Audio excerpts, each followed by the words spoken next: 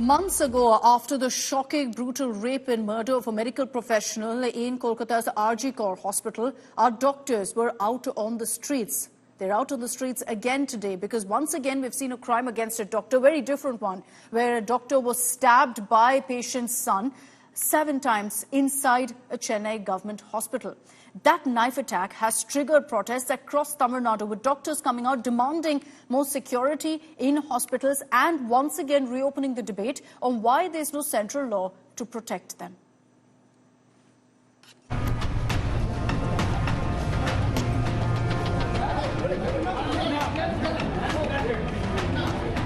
A scary knife attack on an on-duty officer inside a Chennai hospital, landing him in ICU battling for life. Now our doctors are out on the streets again, seeking safe hospitals. From Chennai, Vellore to Coimbatore and Salem, doctors are out on streets seeking urgent government help. Across Tamil Nadu, we are seeing protests breaking out. Doctors and healthcare personnel from across Tamil Nadu are staging protests condemning the attack on Dr. Balaji, and also saying that the government should ensure that strict measures are put in place to ensure the safety of doctors and other healthcare personnel, because this is not the first attack that's been happening, not just in Tamil Nadu, it's happening all over the country. Doctor, tell us, what are some of the demands that you're putting forward at this point in time? We are putting forward for a secure and safe working environment. We do not want what happened to Professor Balaji, a very senior medical fraternity. We don't want such things to happen to any one of us. While the accused has been nabbed, the heat is mounting on the Stalin government, especially after yet another attack in another Chennai hospital, the second in 2 days. We have told all the hospitals that you display the punitive provisions of the Hospital Security Act. That if there is any kind of a violence which is within the premises of the hospital, what would be the punishment which will be made available. So that display is being made now in all the hospitals. Many hospitals have already done it. The BJP slammed Tamil Nadu Chief Minister Stalin for lawlessness in the state under his watch. We are strongly condemn the Honorable Chief Minister and Honorable Health Minister. Continuously, our Honorable Leader of Opposition, Mr. Edappadi Palanisammai, keep telling there is no law and order in Tamil Nadu. The life-saving doctor has been affected me. Then what kind of safety for a common man? That's what our question is. DMK-LI Congress too sought strict action on doctors' demand. It's very serious issue of doctor being attacked by hooligans, and it needs thorough investigation. Doctors, duty-bound doctors who are doing it as profession, as their noble profession, standing with the people of poor, voiceless people in government hospitals should be protected. Superstar and TVK chief Vijay hit out at Stalin government, stating that the attack on a doctor shows DMK government's complacency. Chief Minister M.K. Stalin has ordered an inquiry and promised medical aid. He also vowed to stop such attacks in future. First, it was RG Kar Hospital in Kolkata, where a young doctor was brutally raped and murdered. Now it's Chennai. Such incidents puts the spotlight on the safety of healthcare workers. Shilpa Nair in Chennai, Bureau Report, India Today. All right, let's bring in Shilpa Nair, who's joining us live from Chennai with more details on the protests currently. Shilpa, good evening. Through the day, we've been seeing protests in Chennai, in Coimbatore, Vellore, and several other parts of the state. What really are their demands? Has it been addressed so far by the government? Well, yes, Akshita. In fact, several doctors' association held symbolic protests today across Tamil Nadu, not just in Chennai, but in all districts of the state. The government doctors and healthcare staff, all of them were protesting against the brutal attack that took place yesterday at the Gindi Kalinganagar Super Specialty Hospital, where senior oncologist Dr. Balaji was attacked with a knife by a man named Vignesh. Now, Vignesh attacked Dr. Balaji, believing that his mother, who was under undergoing cancer treatment for the last 6 months in the hospital, was given wrong treatment by Dr. Balaji, and as a result of that anger, he attacked Dr. Balaji with a knife, and Dr. Balaji is currently in the ICU, but his condition is stable. But protesting against this gruesome attack, doctors all over Tamil Nadu took to the streets demanding that strict measures be put in place to ensure the safety and protection of doctors and other healthcare personnel. They of course point out that this is not the first time that this is happening, and it's not just Tamil Nadu, it's happening all over the country, but it is very, very important to create a safe environment for doctors and others to work is the main concern that they've been putting forward. And apart from that, they've been also asking the government to regulate the number of visitors or number of attendees who come along with the patient to some of these government hospitals, because that can also help them out in some ways or the other. And also asking the government to fill up some of these vacancies that are there in the government hospitals. So the government says we are cognizant of their demands, the demands of the Doctors Association, and we're going to fulfill all of that. And the government has assured them that the government stands by the doctors and they'll ensure that measures are taken to improve and enhance safety at hospital premises. But the Doctors Association, for now, they've withdrawn all their strike. So the protest has been withdrawn. The government has given an assurance that they will address all of their concerns. Thanks, Shilpa, for that update. I'd like to bring in on this broadcast Padma Shri Dr. Sanjeev Bagai, Chairman of Nephron Clinics. Dr. Bagai, when you saw the images that came in yesterday from that hospital in Chennai, I'm sure it shocked you, but the reality is, unfortunately, Dr. Bagai, we're seeing more and more instances of medical professionals being targeted in this manner by emotional family members. Good evening. Absolutely horrific scenes. This is an unpardonable, barbaric crime as violence and assault against doctors. It's an attack of catastrophic proportions. This is condemnable, and the guilty must be caught and punished with the most severe punishment. We must note that almost 40% of, this is a study done in India, of doctors in one hospital last year experienced some sort of violence. 75% of all doctors pan-India at some point of time in their working career have experienced violence. We are the most vulnerable soft target. We don't have any weapon to prevent ourselves. The only thing which we have is a stethoscope. The real issue is that there is a huge lapse as far as the hospital security is concerned. Be it CCTV cameras, be it screening of visitors, restricting the number of visitors, having digital technology to give preventive access in areas which are vulnerable. And the most flashpoints, so to say, in hospitals are the emergency rooms, casualties, operation theaters, ICUs, and so on. That's where the criticality happens as far as patient care is concerned. But a doctor cannot be a whipping boy for all ills of the society. We are here to treat, we are here to stand by the patients. We've given our life, our youth, our entire career to save patients. We can do only as much as every human being with good intention can do. We cannot save every patient. That's law of nature. What we are committed to do is to treat patients to our best medical capability and with proper ethics. That's what we are trained to do. That is what all doctors do in India also. But this kind of crime well put. is But Dr. really Bagai, bad. Inevitably, there's a comparison. Why does this happen in India and not in other countries? Do you think that it also comes down to another issue, which is a lack of deterrent? Yeah, so we need to put such a deterrent law. We need a central law. We need an act which is cleared by the parliament of both houses that any person who tries to harm any medical professional, not only doctors, but nurses, paramedical staff, healthcare workers, hospitals, nursing homes, or indeed hospital property, the punishment should be punitive. 1 or 2 case examples, name and shame these goons. They will think 10 times before trying to do this barbaric act. Imagine the plight of that doctor. He's treating the patient and he's getting stabbed. We don't send our youth into medicine to get assaulted and indeed killed. We've just had a horrific incident in Calcutta. We've had incidents in the past. This is a wake-up call for Indian healthcare. We need proper security in the hospitals, and we need a central law to prevent crime against medical professions. Why do you think, Dr. Bagai, and this is a conversation that keeps coming up, like you said, just a few months ago also, we've had this conversation about the need for a central law. Why do you think it hasn't happened yet? Do you think that it's not given priority by our lawmakers, or, that there's been some delay or the other that's really dented the progress on this? I think the delay doesn't have any explanations in my mind. I think the government should act. Yeah. We need to protect the doctors. The youngest are the resident doctors who are in early 20s, mid 20s. They are doing night calls. They are doing 36 to 48-hour shifts because there is such a dearth of medical professionals in India.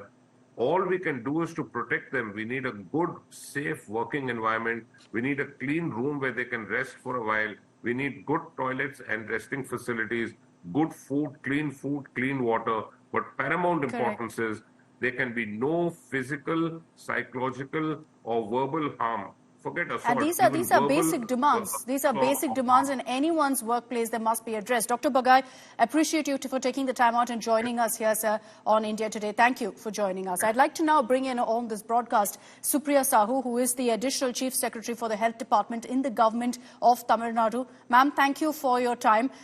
In the last 24 hours, since the incident that happened in the Chennai government hospital, we've seen protests also by doctors. Can you tell me, ma'am, what the Tamil Nadu government is doing to address some of the concerns that these doctors have put forth?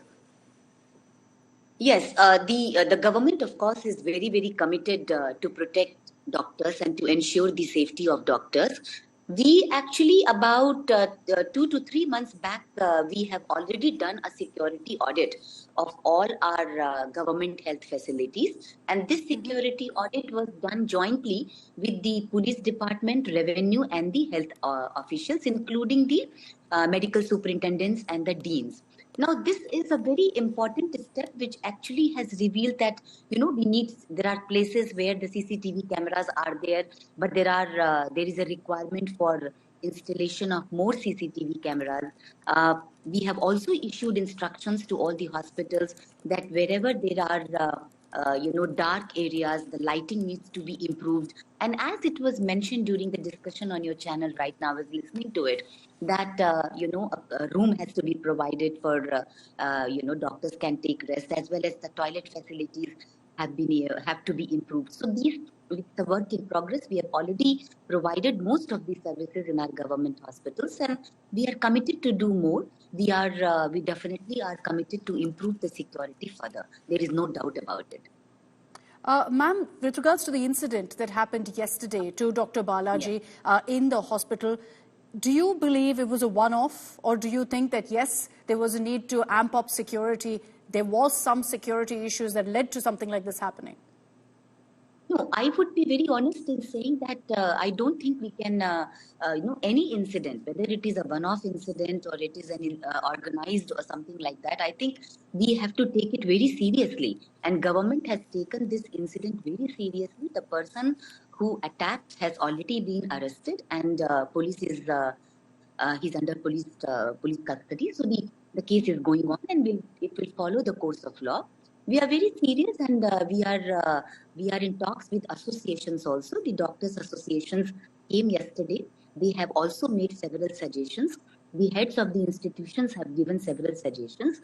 We definitely are working on all these suggestions. In fact, most of these big hospitals, especially in metro cities like Chennai, you have large number of people accessing the outpatient services. So we are also looking at how do we make sure that the visitor passes can be introduced so that, the access can be regulated. And it is not that everybody kind of, enters where you just do not know what is happening. So in one of our big hospitals, which is the RGGH hospital, one of the largest hospitals, we have already rolled out the visitor pass system, and we'll be doing so in all other facilities. With the incident that happened yesterday, it's understandable how medical professionals right now across Tamil Nadu, across the country perhaps, are feeling unsafe, are worried about their safety, are worried about what's happening while they're on duty. And that's why we've seen protests taking place across Tamil Nadu. Has the government, ma'am, also made any effort to reach out to these doctors, kind of reassure them that their safety, security is taken care of? Yes, the Honorable Chief Minister has already made a statement on his Twitter account. The Honorable Minister has been also making several statements in the press. Yesterday, we had a long discussion with the Doctors Association. We have also been talking to the doctors separately also, wherever they have reached out to us. We have told them that in spite of the fact that we have already kind of assessed the security situation in all our hospitals, we are also strengthening the police outposts in larger institutions. For example, the Kalangar Hospital, where the incident happened yesterday, it has a police outpost, but it was located, little bit outside. So now we are shifting the police outpost closer to the hospital entrance. And I think this is one thing that we have learned, that in hospitals where large number of people are accessing, the police outposts are important. We have to make sure that the availability of the police personnel should be in the vicinity. So I think it is very important that we discuss with the doctors and find out what their suggestions are. We are working together as a team to kind of rectify wherever the... Okay. And finally, my question to you, ma'am, is considering that this incident happened and the accused was the relative of a patient, was clearly frustrated with the treatment and the course it was taking, do you also think that there needs to be a certain amount of awareness among patients, among their families, that needs to be spread so doctors aren't targeted in this manner? Because 24 hours on, there was another incident also reported of a doctor being assaulted. No, I think one thing which is very clear is that we need to definitely bring systems which will kind of, reduce the stress on the system. So it's very important that we have a kind of a mechanism where patients can also call up and clarify their doubts. Government of Tamil Nadu has been running a call center, which is a toll-free number 104, where patients can call up. We have 40 people who are working. We have an exclusive counseling number also, which can be accessed by people. I think it is important. We have also realized that more awareness needs to be generated about these call centers. And perhaps in larger institutions, we are also looking to see whether we can provide more volunteers and, kind of counselors who can also take care of the stress in case of a terminally ill patients, so that, there is some kind of a stress management and as well as counseling is going on. There is no doubt that these facilities, they play a very important role. Yes.